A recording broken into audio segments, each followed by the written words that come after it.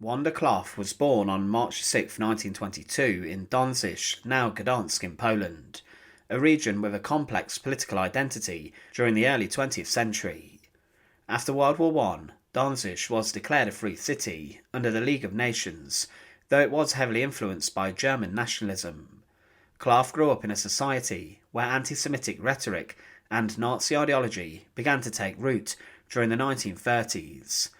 Like many young women in the region, she was exposed to the cultural normalisation of discrimination and violence, which later played a pivotal role in her actions during World War II. Her early life was unremarkable. Klaff worked in a jam factory and later as a housewife, but with the war intensifying and Nazi Germany requiring more personnel to oversee their growing network of concentration camps, women like Wanda were recruited to serve as SS auxiliary guards, not as soldiers, but as civilian employees given power over concentration camp prisoners. In July 1944, Klaff took up a post at Stutthof Concentration Camp near her hometown, and her horrible stain on history began to be made. To support our channel, please make sure to subscribe. Stutthof was one of the lesser-known concentration camps, yet it was one of the most brutal. Opened in 1939, it became a site of forced labour, starvation, torture, and mass murder.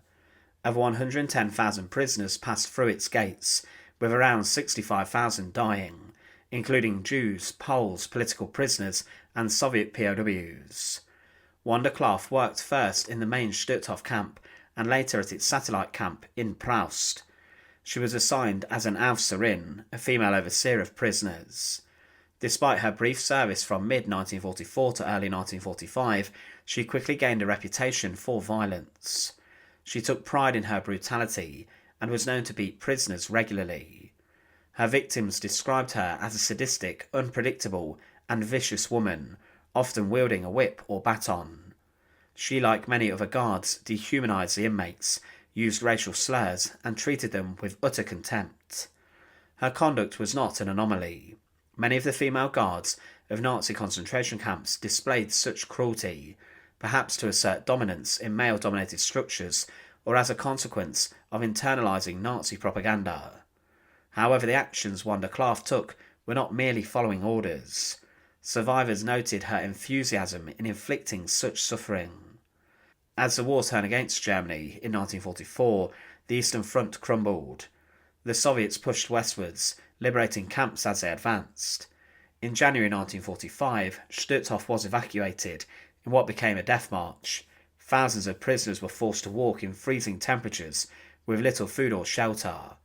Klaff fled the camp during this time and attempted to vanish amongst the civilian population. But post-war justice was closing in. Poland, now liberated but devastated, began organising trials to hold Nazi war criminals accountable. The country had suffered horribly under German occupation, and there was a strong demand for justice, not only from the state, but also from the public. Wanda Klaff was arrested in June 1945 in Gdansk by Polish authorities. She was 23 years old. At her trial, known as the Stutthof trials, she was charged alongside 12 other concentration camp personnel, including 5 other women. These proceedings were held in Gdansk in 1946, under Polish legal jurisdiction, and they received intense media attention, both locally and internationally. Wanda Klaff's trial testimony is chilling. She admitted without remorse that, "I am very intelligent and very devoted to the Nazi Party." She confessed to beating prisoners, and her victims, some still bearing physical scars, testified against her.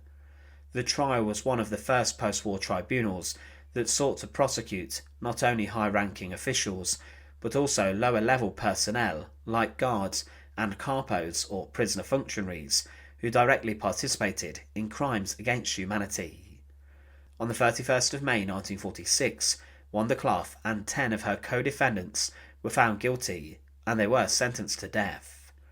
The court had determined that her crimes, though committed over a short period, were grave, and that she willingly engaged in cruelty and murder. On the morning of July 4th, 1946, a large crowd gathered in Gdansk.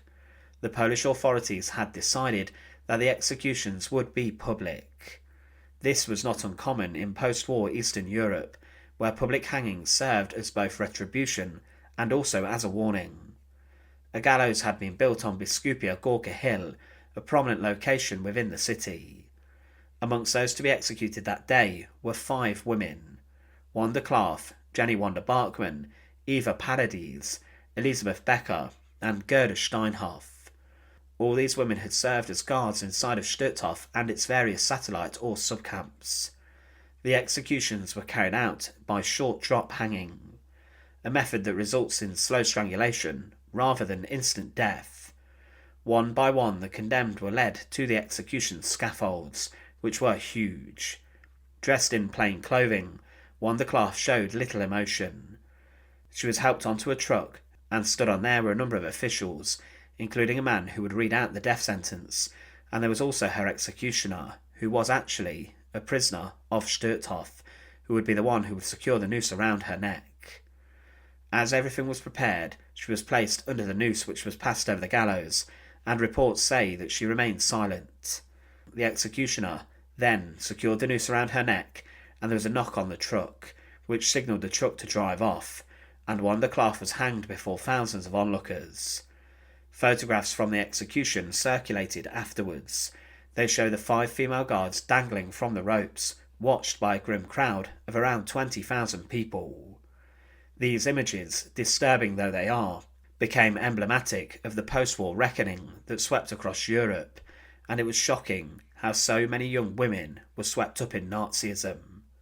The case of Wanda Klaff forces us to confront very difficult questions about responsibility, ideology, and also the banality of evil. Klaff was not a high-ranking Nazi official. She did not design the gas chambers or draft extermination orders. She was just a young woman from an ordinary background who chose to participate in extraordinary evil. Her trial was part of a broader effort in post-war Europe to deliver justice for Nazi crimes. While the Nuremberg trials focused on major war criminals, trials like the Stutthof one in Gdansk made it very clear that direct participation in atrocities, even by relatively minor figures or normal people before the Second World War, would not go unpunished. Today, Wanda Klaff is remembered not just as a war criminal, but as one of the few women publicly executed for Holocaust crimes during World War II. Her story is a sobering one, and a reminder of how ordinary individuals can commit horrific acts when empowered by dangerous ideologies and political parties. Thanks for watching. To support our channel, please make sure to subscribe, and once again, thank you so much for watching.